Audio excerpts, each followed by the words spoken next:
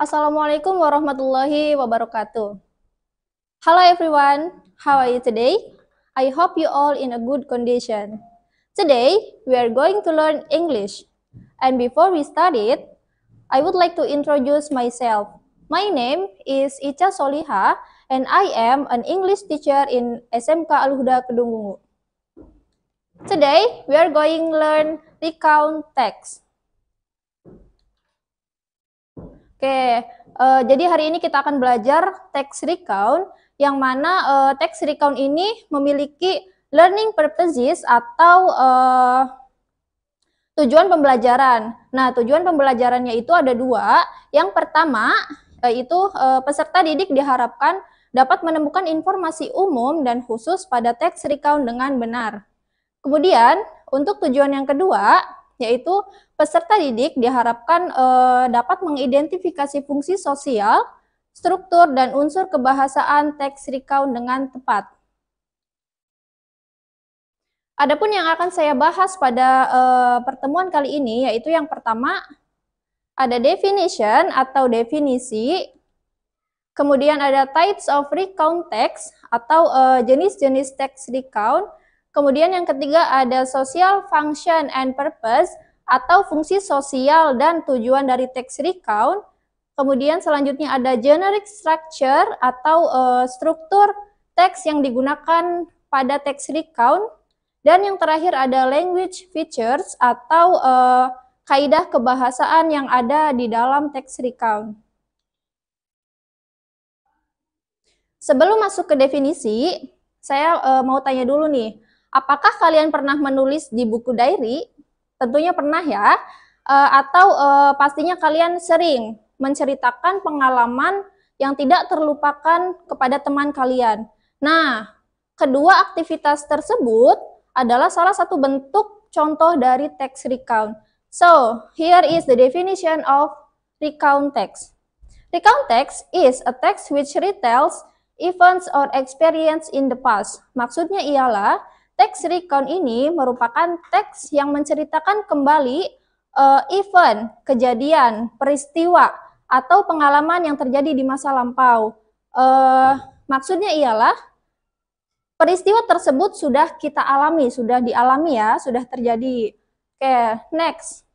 There are 4 types of recount text. Jadi ada 4 jenis-jenis text recount. Yang pertama itu ada personal recount, yang kedua factual recount, yang ketiga imaginative recount, dan yang terakhir itu ada historical recount. Oke, for the first types yaitu types yang pertama ada personal recount, yang mana text recount ini menceritakan pengalaman pribadi penulis. Misalnya penulis ini menceritakan pengalamannya berlibur ke Pulau Bali. Kemudian yang kedua yaitu factual recount. Nah, factual recount merupakan text recount yang terjadi berdasarkan fakta. Contohnya, penulis ini menulis karya ilmiah, karya sains. Nah, data-datanya ini penulis tuangkan berdasarkan fakta yang terjadi di lapangan. Kemudian yang ketiga yaitu imaginative recount. Imaginative recount adalah text recount yang bersifat imajinatif atau hanya berupa hayalan atau tidak benar-benar terjadi. Kemudian the last types of recount text, tipe terakhir dari text recount yaitu historical recount, di mana historical recount ini merupakan text recount yang berisi sejarah. Contohnya ialah sejarah kemerdekaan Indonesia atau peristiwa yang terjadi pada G30 SPKI dan lain sebagainya. Next. Selanjutnya ada social functions and purposes. Jadi ada 3 fungsi sosial atau tujuan dari text recount. Yang pertama, to tell experiences in which the writer was personally involved. Jadi tujuannya yaitu untuk menceritakan pengalaman penulis. Kemudian yang kedua,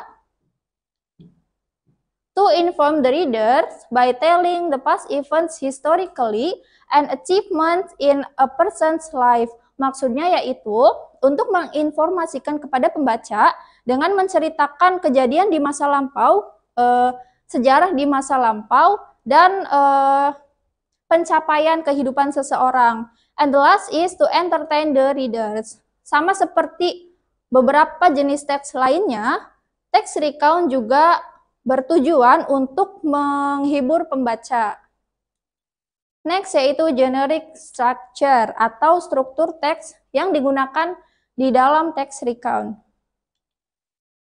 First is orientation, yang mana orientasi ini berisi pengenalan. And the second is series of events. Series of events ini berisi tentang rangkaian cerita. And the third or the last is reorientation, atau berisi kesimpulan dari cerita-cerita yang sudah dituliskan oleh penulis. Oke, apa sih yang ada di dalam orientation?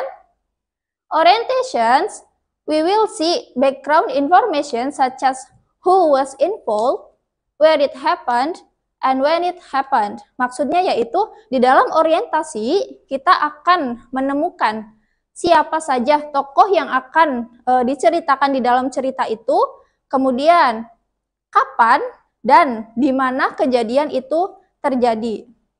And the second is series of events. In this part, we will discuss about chronological sequence. Maksudnya yaitu di dalam series of events, kita akan menemukan rangkaian-rangkaian cerita. Jadi, si penulis ini akan menceritakan ceritanya itu secara berurutan. Misalnya kalau tadi berlibur ke Bali, jadi nanti ada biasanya day one, hari pertama, atau first, second, and next. Terakhir yaitu ada reorientation atau kesimpulan. In this part, we will see a personal comment about the event or what happened in the end. Jadi, sama seperti beberapa jenis teks lainnya, reorientation ini adanya di akhir karena berisi sebuah kesimpulan. Biasanya di dalam reorientation ini juga penulis memberikan pesan, kesan, dan juga harapan. Seperti itu. Jelas ya? Nah, untuk lebih jelasnya saya akan tampilkan satu teks yang berjudul A Beautiful Day at Yogyakarta. Oke. Paragraf pertama itu termasuk orientation atau orientasi, pengenalan ya. Teksnya yaitu last week, my friends and I went to Yogyakarta. Minggu kemarin, teman-teman saya dan saya pergi ke Yogyakarta. We visited many places there. Kami mengunjungi banyak tempat di sana. Nah, di dalam orientation itu yang pertama tadi ada who was involved atau siapa saja sih tokohnya. Yang pertama itu ada my friends, ada teman-teman saya, and I, dan tentunya saya sebagai penulis. And where it happened, di mana sih terjadinya? Yaitu di Yogyakarta. And when it happened, kapan peristiwa tersebut terjadi? Yaitu last week atau minggu kemarin. Untuk orientation jelas ya. Next yaitu ada di paragraf selanjutnya ada series of events atau rangkaian peristiwa, rangkaian kejadiannya. First, pertama, we visited Parangtritis Beach. Jadi penulis ini beserta teman-temannya, lokasi yang pertama dikunjungi oleh penulis yaitu Pantai Parangtritis. We felt the wind blow across to us. Jadi kami merasakan angin berhembus. We also saw a lot of people in that beach. Jadi penulis juga melihat banyak orang di pantai itu. There were many birds fly in the sky. Banyak burung berterbangan di langit. Second, nah tadi ada first, kemudian ada second. Tempat kedua yang dikunjungi oleh penulis yaitu we visited Gembira Loka Zoo atau kebun binatang Gembira Loka. We saw many kind of animals there. Kami melihat banyak jenis hewan, such as monkey, tigers, crocodiles, and snacks, and etc. dan lain sebagainya. Then, setelah itu, setelah mereka mengunjungi kebun binatang, we felt hungry. Kami merasa lapar. So, we went to a restaurant. Jadi, setelah dari Pantai Parangtritis, mereka ke kebun binatang, selanjutnya yaitu mereka pergi ke restoran karena mereka merasa lapar. After that, setelah makan, we decided to go home. Jadi mereka memutuskan untuk pulang ke rumah. Nah, itu series of event. Strukturnya jelas ya, mulai dari pertama lokasinya di mana, kemudian lokasi kedua di mana, setelah itu mereka kemana, sampai akhirnya mereka pulang ke rumah. And last is reorientation atau kesimpulannya. For me, that was a beautiful day. Nah, bagi penulis, hari-hari itu merupakan hari yang indah. We really enjoyed it. Kami merasa sangat menikmati liburannya. And I hope I could visit Yogyakarta again. Dan penulis ini berharap dia bisa mengunjungi Yogyakarta lagi. Next. Ada language features atau kaidah kebahasaan yang digunakan di dalam text recount. Yang pertama, using simple past tense. Karena cerita ini sudah terjadi, maka tenses yang digunakan yaitu menggunakan past tense atau kata kerja bentuk kedua. Yang kedua yaitu using chronological connection. Karena ada rangkaian peristiwa, maka digunakanlah kata hubung kronologis seperti then, before that, after that, first, second, last, next, dan lain sebagainya. Kemudian yang ketiga yaitu using adverb place and time, yaitu menggunakan kata keterangan tempat dan waktu. Oke, contohnya ini, masih dengan teks yang sama, dengan judul Beautiful Day at Yogyakarta, untuk huruf yang merah, itu merupakan contoh dari simple past tense. Contohnya ada when, bentuk kata kerja kedua dari go, kemudian ada visited, itu bentuk kata kerja kedua dari visit, dan lain sebagainya. Kemudian yang kedua yaitu yang berwarna hijau, itu merupakan chronological connection. Di situ contohnya ada first, second, then, after that, dan lain sebagainya. Yang ketiga ada yang warna biru, itu merupakan adverb of place. Ada Yogyakarta, Parangtritis, dan lain sebagainya. Kemudian yang terakhir, yang berwarna ungu, itu merupakan adverb of time, kata keterangan waktu, di mana di dalam teks ini kata keterangan waktunya yaitu adalah last week.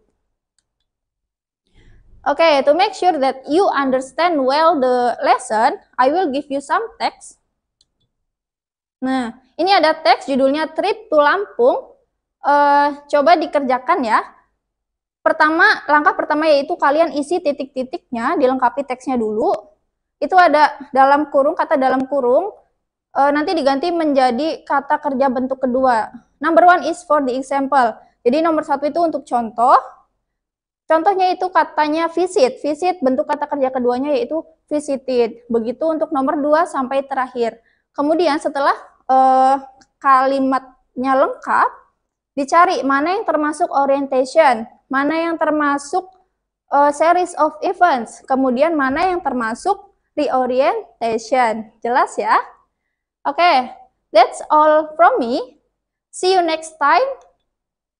Thank you for your nice attention. Wassalamualaikum warahmatullahi wabarakatuh.